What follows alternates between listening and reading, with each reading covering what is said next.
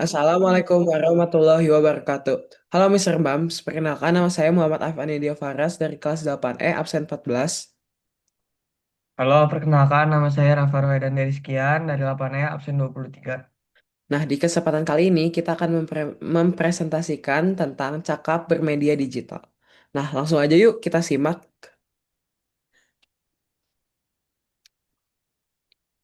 Nah, untuk judulnya kami eh, menuliskan yaitu cakap dan etis bermedia digital, membangun literasi informatika yang sehat dan berbudaya.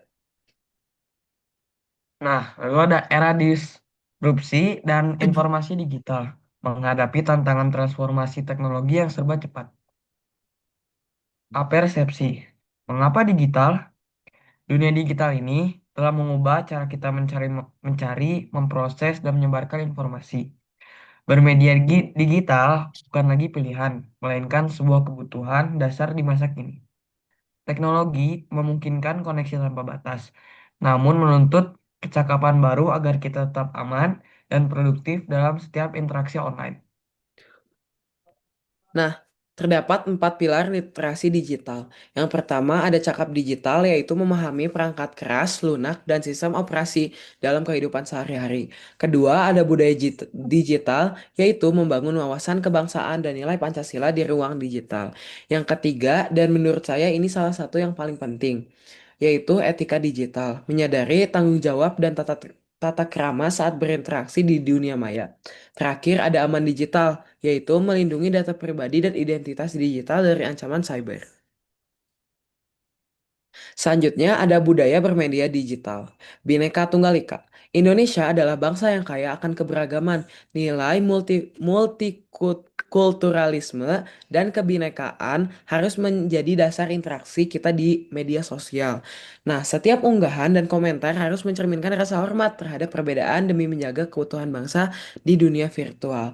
Nah, jadi menurut saya ini itu sangat penting. Emang eh, saat kita menggunakan media sosial itu tuh harus dilandaskan oleh Bhinneka Tunggal Ika agar tidak terjadi perpecahan antara satu dan yang lainnya.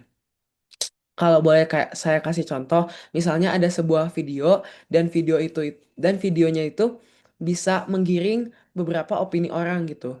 Di komen sudah mulai berdebat, tapi terkadang ada saja orang yang eh, mungkin belum menyadari bahwa bermedia sosial itu harus dilandaskan oleh Bhinneka Tunggal Ika, sehingga dia mengatakan hal-hal yang tidak nyambung dengan konteks video tersebut, seperti saat dia sudah mulai kalah dalam argumen, dia mulai membawa hal-hal yang tidak nyambung sama sekali. Mungkin tiba-tiba membawa eh, nama, atau mungkin setelah dia melihat video dari orang tersebut, dia akan mengejek fisiknya dan yang lain-lainnya. Jadi oleh karena itu budaya bermedia digital itu harus dilandasi dengan Bhinneka Tunggal Ika. Cakapan atau cakap bermedia digital. Hardware, mastery, memahami fungsi dasar komputer, laptop, smartphone, dan tablet. Software fluency, mampu mengoperasikan aplikasi produktivitas, perambanan browser, dan mesin mencari.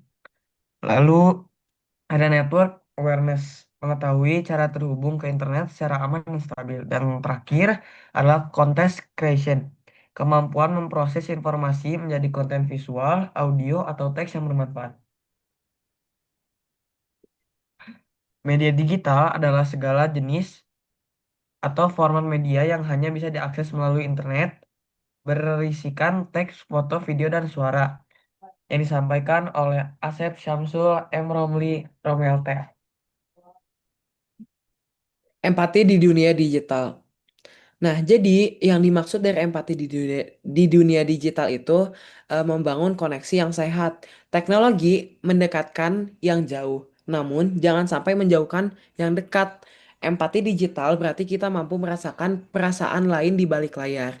Hindari perilaku negatif seperti cyberbullying, ujaran kebencian, dan penyebaran hoaks yang dapat melukai orang lain. Nah, jadi ini yang harus diingat ya saat bermedia saat kita menggunakan media sosial, kita harus tetap berempati karena kan kita hanya tahu eh, orang itu saat sedang media sosial. Tapi kan kita tidak tahu kondisi aslinya orang tersebut kayak gimana, apakah mentalnya eh, sedang buruk Stabil. atau sudah atau misalnya sedang baik-baik saja kan kita nggak tahu. Jadi itu yang harus kita jaga. Next, yaitu menjaga jejak digital. Apa itu jejak digital? Nah, jadi jejak digital itu adalah riwayat atau catatan aktivitas kita saat menggunakan internet.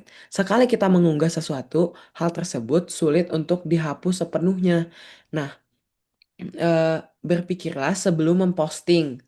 Ya, ingat, think, is it true, helpful, inspiring, necessary, kind? Dan juga jejak digital yang bersih sangat penting untuk masa depan profesional dan reputasi pribadi kita. Nah, jadi ingat ya, even kita itu udah menghapus suatu postingan, kita tuh itu tuh sulit untuk dihapus penuhnya karena kan kita nggak tahu apakah sudah ada orang yang mengetahui hal tersebut dan memfotokannya. eh, juga kita harus berpikir ke depannya karena jejak digital untuk di masa depan akan menjadi suatu kunci apalagi saat kita sedang mencari pekerjaan karena otomatis orang-orang akan mencari jejak digital kita dulu apakah terdapat hal-hal buruk tentang kita di media sosial. Nah, itu yang harus kita ingat ya. Pertumbuhan pengguna internet tahun 2019 mencapai 64%, tahun 2021 mencapai 73%, dan tahun 2024 estimasinya adalah 82%. Data menunjukkan kenaikan signifikan penetrasi internet di Indonesia, menuntut literasi digital yang lebih kuat. Izin menambahkan, eh, di sini kenapa eh, pertumbuhan pengguna internet di Indonesia itu sangat pesat karena saat saat era COVID-19 Pandemi. otomatis banyak orang yang stay di rumahnya masing-masing. Mungkin seluruh warga Indonesia ya yang harus lockdown di rumah. Jadi oleh karena itu mereka mencoba mencari hiburan melalui internet. Sehingga pengguna internet di Indonesia itu melesat lumayan tinggi pada tahun-tahun eh, yang terlampir. Lalu dampak digitalisasi. 202 miliar pengguna internet di Indonesia skala global. Dengan jumlah pengguna yang masif, Indonesia menjadi pasar digital terbesar di Asia Tenggara. Ini adalah peluang sekaligus tanggung jawab besar bagi kita sebagai warga digital untuk berperilaku etis dan berbudaya. Terima kasih. Mari bersama-sama menjadi pengguna media digital yang bijak, cakap, dan beretika.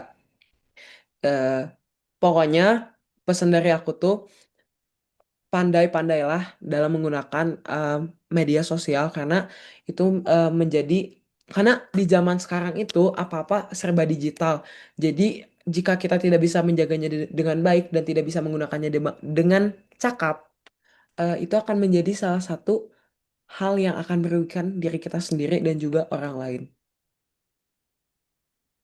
Baik, sekian dari saya dan Faro. Terima kasih.